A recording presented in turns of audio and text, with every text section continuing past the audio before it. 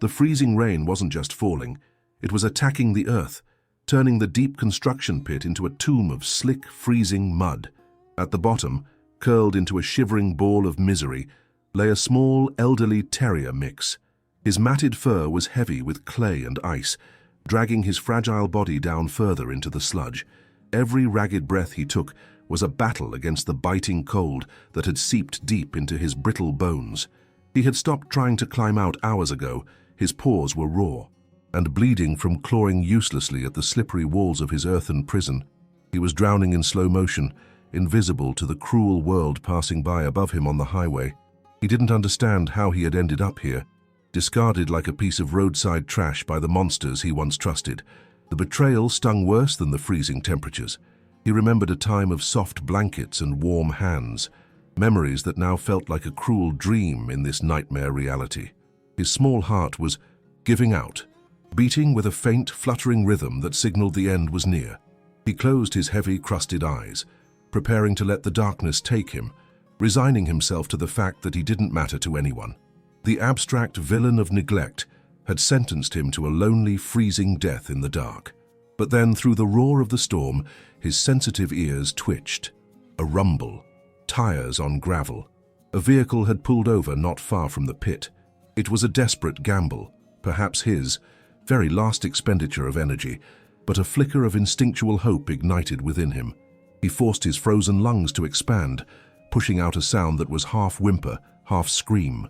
It was a pathetic, strangled cry, a sound that contained all the agony of a soul abandoned. He waited, trembling violently, terrified that his plea had been swallowed by the wind. Up on the road, Sarah almost didn't stop. It was late, dangerous driving weather, and she just wanted to get home. But something, call it intuition, call it a guardian angel whispering in her ear, made her slam on the brakes. She rolled down her window, letting the icy rain sting her face, and listened intently. There it was again, a sound of pure, unadulterated suffering rising from the blackness off the shoulder of the road. Grabbed her heavy-duty flashlight, she stepped out into the storm, her heart already pounding with dread at what she might find.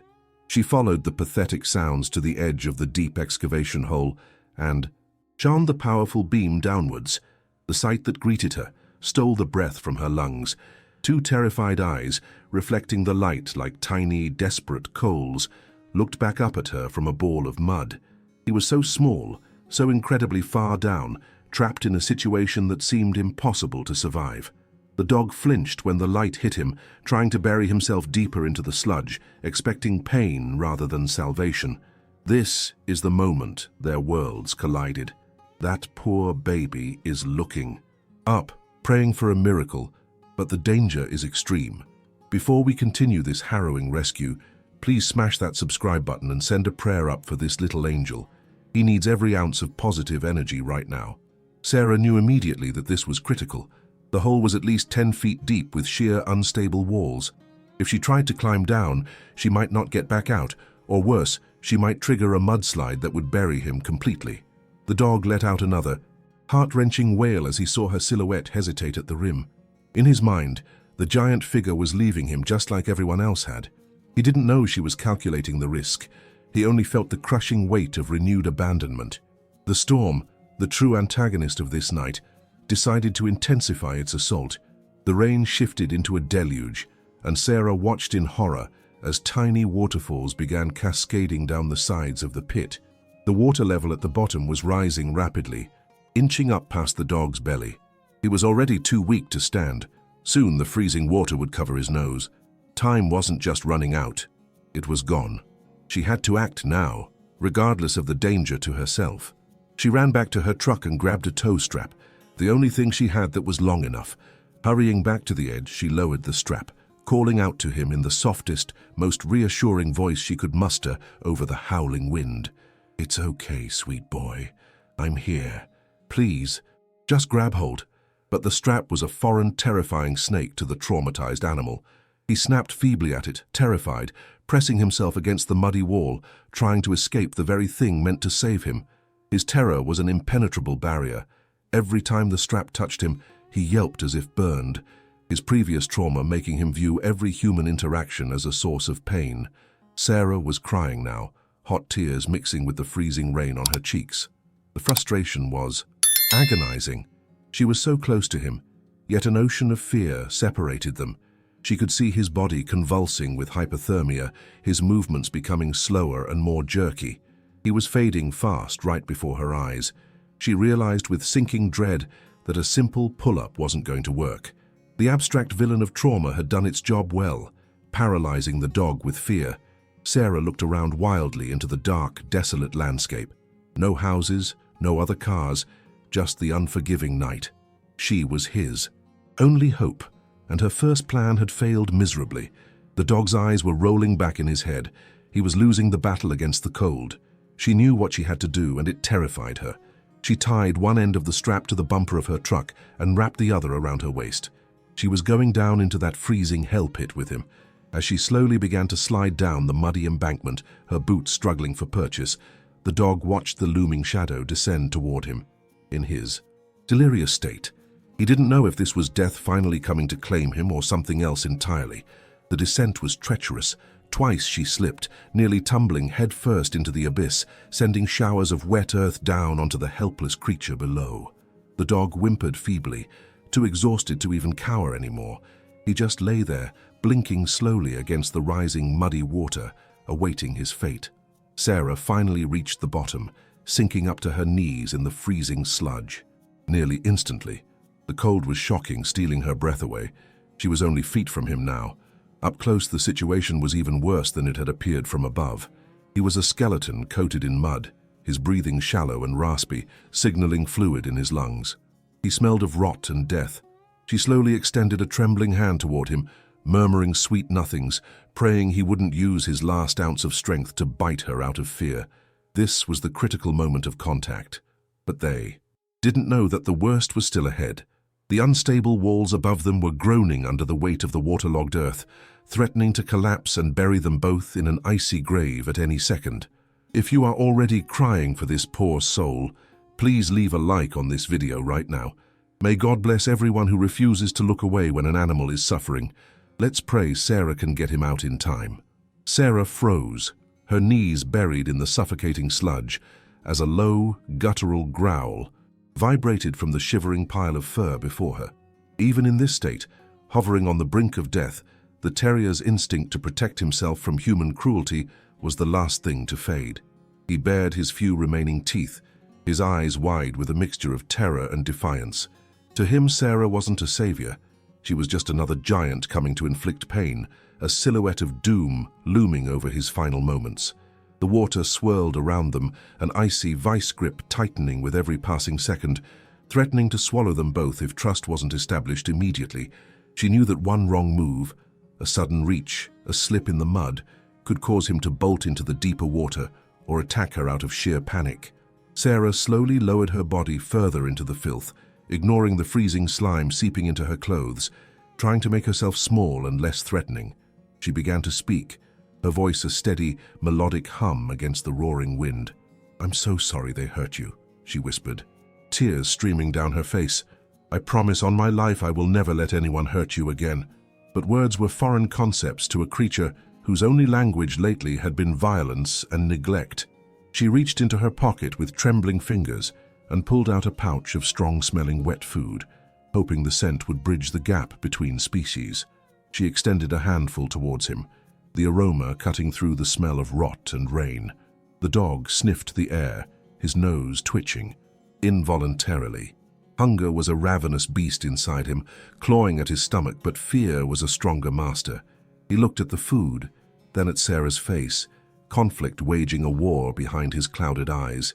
He took a hesitant step forward, then flinched back, pressing himself against the muddy wall as if the food were a trap. Then the near tragedy struck. A loud clap of thunder shook the ground, and a section of the pit's lip above them gave way. A cascade of heavy, wet earth slammed down into the water next to the dog, creating a violent wave. In his blind panic, the little dog scrambled backward, losing his footing on the slick clay. He slid silently under the murky, freezing water, vanishing completely from sight. Sarah screamed, her heart stopping in her chest, and lunged forward into the deeper pool, plunging her arms blindly into the icy blackness. For a terrifying eternity, perhaps only 5 seconds, but feeling like a lifetime. Her fingers grasped nothing but liquid mud. She thrashed in the water, desperate, praying she wasn't too late. Finally, her hand brushed against wet fur. She grabbed tight and hauled him up, breaking the surface. He came up, sputtering, coughing up muddy water, his frail body convulsing violently. He was too exhausted to fight her now. The near drowning had sapped his last reserves of resistance. He lay draped over her arm, a sodden, heavy weight, gasping for air that wouldn't seem to fill his lungs. Sarah knew this was the turning point. There was no time left for slow introductions. She pulled him against her chest, wrapping him inside her jacket to share her body heat. He stiffened instantly, his muscles rigid with shock at the contact. He waited for the blow, for the pain that always followed the touch of a hand. But instead, he felt a frantic, rhythmic thumping against his side, Sarah's heart beating as fast as his own. And then, he felt the warmth. It was a sensation he hadn't felt in years, seeping into his frozen skin, thawing the ice around his soul.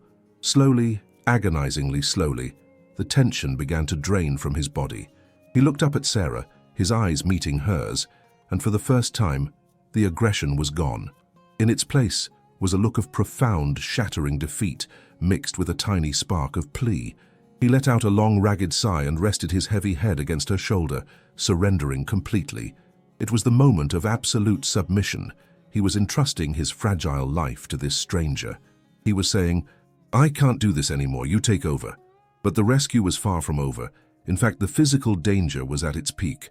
Sarah now had to climb 10 feet up a sheer, slippery wall of mud while holding a helpless, non-compliant animal in one arm. The rain was torrential now, turning the walls into a mudslide. She moved to the toe strap, wrapping it around her wrist for leverage. Every step upward was a battle against gravity and the slick earth. She slipped once, slamming her knee hard into a rock, biting her lip until it bled to keep from screaming, and startling the dog in her arms. "Hold on, baby. We're almost there," she gritted out, her muscles screaming in protest. The dog clung to her now, sensing the peril, burying his face in her neck. He was no longer just a rescued animal. He was her partner in this climb for survival. Inch by painful inch, they ascended out of the abyss. As Sarah finally crested the top of the pit, she used her last ounce of strength to roll them both onto the wet, grassy bank, away from the gaping maw of the hole. They lay there for a moment in the rain, two exhausted souls breathing in unison. But as the adrenaline faded, the reality of the dog's condition became terrifyingly clear. In the beam of the flashlight, Sarah saw the extent of the damage. He wasn't moving. His gums were porcelain white, and a disturbing rattle echoed in his chest with every shallow breath. He was out of the hole, but the shadow of death was hovering closer than ever. He was practically comatose from hypothermia and shock. Sarah scrambled to her feet, scooping his limp body up and running toward the truck. "Don't you die on me now," she sobbed, the panic rising in her throat. "We didn't make it this far for you to give up." She placed him on the passenger seat, blasting the heater, but he didn't react to the warmth or her voice. His eyes were half open, staring at nothing, glazing over. The abstract villain of time was laughing at them. The drive to the emergency vet was 30 minutes, and he looked like he didn't have 30 seconds. He is out of that hellhole, but the fight for his life is just beginning. Are you rooting for this angel to pull through? Your like helps us save more lives like his. Please, subscribe to support our mission. Now let's see if he can survive the night. The drive to the veterinary clinic was a blur of terrified prayers and speeding tires. Sarah kept glancing at the passenger seat, where the little bundle of wet fur lay ominously still. The heater was blasting at full force, yet a deep supernatural chill seemed to radiate from his small body. He was fading away, his spirit hovering between this world and the next, perhaps wondering if it was finally safe to let go. Every bump in the road felt like a personal attack on his fragile frame. Sarah spoke to him constantly, her voice breaking, begging him to hold on for just a few more minutes. She needed him to know that he wasn't dying alone in the dark anymore. He was loved, even if he didn't understand that concept yet. They burst into the emergency room like a storm, Sarah cradling his limp form in her arms, screaming for help. The lobby fell silent as the staff rushed forward, taking the muddy, lifeless weight from her. The bright fluorescent lights of the clinic revealed the true extent of the horror that the darkness had hidden. He wasn't just dirty, he was emaciated, a walking skeleton wrapped in skin that was covered in old scars and fresh wounds. As the doors to the trauma unit swung shut, separating Sarah from him, the silence that followed was louder and more terrifying than the storm outside. She collapsed onto a chair, staring at her blood-stained hands, waiting for the verdict that could shatter her heart. Time stretched and warped in the waiting room. Minutes felt like hours as the team worked behind the scenes to stabilize the tiny patient. When the vet finally emerged, her expression was grim, devoid of the hopeful smile Sarah was desperate to see. She sat down heavily beside Sarah and sighed. "It's bad," she admitted softly. "He has severe hypothermia, pneumonia, and his organs are shutting down from septic shock. But that's not the worst part." The vet paused, her eyes hardening with anger at the abstract villain who had done this. X-rays show multiple old fractures in his ribs. He didn't just fall into that hole, Sarah. He was beaten and thrown there. The revelation hit Sarah like a physical blow. This wasn't an accident. It was a targeted act of evil against an innocent soul. The vet gently suggested that euthanasia might be the kindest option, to end the suffering that had defined his existence. But Sarah remembered the way he had looked at her in the car, that tiny flicker of fight left in his eyes. "No," she whispered, a fierce determination rising within her. "He didn't survive the cold and the water just to die on a warm table. We have to fight." The vet nodded, inspired by Sarah's conviction, and returned to the trauma room. The battle for his life was officially on. The night that followed was a roller coaster of terror. He was placed in an intensive care incubator, hooked up to a web of tubes and wires that looked too big for his shrunken body. He looked so small, a tiny speck of life surrounded by beeping machines. Sarah sat by the glass, her hand pressed against it, willing her strength into him. For hours, the only sound was the rhythmic whoosh of the ventilator, assisting his breathing. He was comatose, lost in a fever dream where perhaps he was running through endless fields, far away from the pain. But every few minutes, his body would twitch, a reminder of the trauma that still haunted his nervous system. Around 3 a.m., the crisis point arrived. The rhythmic beeping of the heart monitor suddenly changed to a frantic, high-pitched alarm. His heart rate was plummeting. The room instantly filled with rushing nurses and the sharp commands of the vet. Sarah was gently pushed back, watching in helpless horror through the glass. They were performing CPR on him, their hands pressing rhythmically on his tiny chest. "Come on, little one, stay with us," someone shouted. It felt like the end. The abstract villain of death had walked into the room and was trying to snatch him away, but they didn't know that this dog had a heart of iron. Just as the monitor seemed ready to flatline into a permanent silence, a miracle occurred. A gasp, a shudder, and then the beeping returned. Weak, erratic, but there. He had looked into the abyss and decided to turn back. He wasn't ready to leave. The vet slumped against the table, exhaling a breath she had been holding for 2 minutes. He had survived the crash. Sarah sank to the floor, sobbing uncontrollably, but this time they were tears of overwhelming relief. The sun was beginning to rise outside, symbolizing a new dawn for the little survivor. The next 24 hours were critical, but the tide had turned. When he finally opened his eyes later that morning, the cloudiness of death was gone. He looked around the clinic, confused but no longer terrified. His gaze landed on Sarah, who was asleep in the chair next to his cage. He let out a soft, raspy bark, a sound of recognition. Sarah woke with a start and rushed to the cage door. He didn't pull away this time. Instead, he pressed his nose against the bars, seeking her scent. It was a small gesture, but it meant everything. It was the first conscious choice he had made to trust a human again. The vet came in to check his vitals and couldn't believe the numbers. "He's a fighter," she marveled, stroking his head. "I've never seen a recovery this fast from such a low point." They removed the oxygen tube, and for the first time he breathed the air of a safe world on his own. He was still weak, unable to stand, but his spirit was ignited. They brought him a small bowl of warm broth. He ate it with a ravenous hunger, licking the bowl clean and looking up for more. That simple act of eating was a victory parade. It was his declaration that he intended to live. The pain was still there, physically and mentally, but the immediate threat of death had passed. He was going to make it. The realization washed over Sarah, bringing a peace she hadn't felt in days. She named him Phoenix, for he had truly risen from the ashes of a burning, hateful past. But the physical healing was only the first step. Now came the harder part, healing the broken heart that had been betrayed so cruelly. As she stroked his matted, dirty fur, she whispered a promise. "Wait until you see what love really looks like, Phoenix. Your life is just beginning." However, looking at him, Sarah knew the road ahead was long. He was still a mess of matted fur, visible ribs and healing wounds. He needed a transformation to match his new spirit. He needed to shed the physical coat of his past suffering to truly embrace his future. The audience had seen his pain, his near death, and his miracle survival. Now they needed to see him bloom. A week later, the day finally arrived for Phoenix to leave the sterile safety of the clinic. He was still walking with a slight limp, a reminder of his ordeal, but his spirit was unrecognizable. Sarah arrived to pick him up, and for the first time he didn't cower at the opening of the cage door. Instead, his tail gave a tentative, low thump against the bedding, a small movement, but a monumental victory for a dog who had known only fear.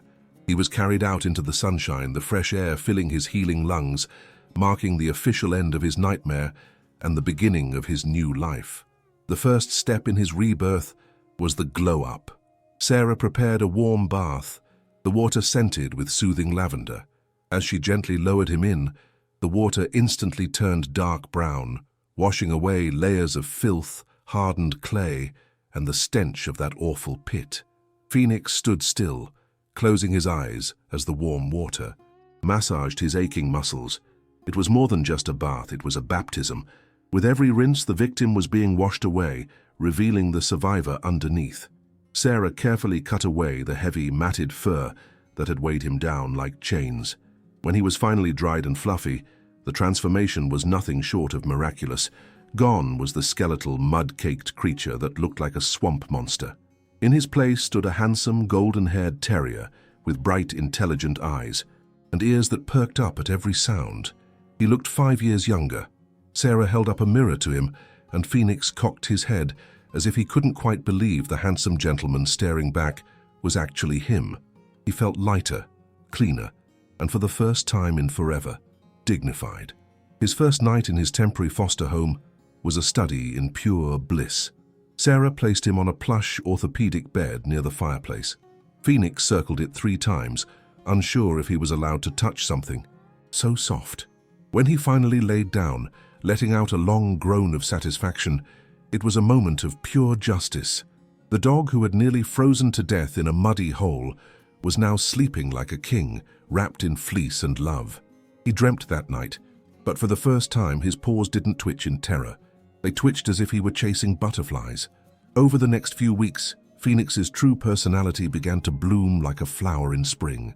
He discovered the joy of toys, particularly a squeaky, plush duck that he carried everywhere like a crown jewel. He learned that hands were for scratching behind ears, not for hitting.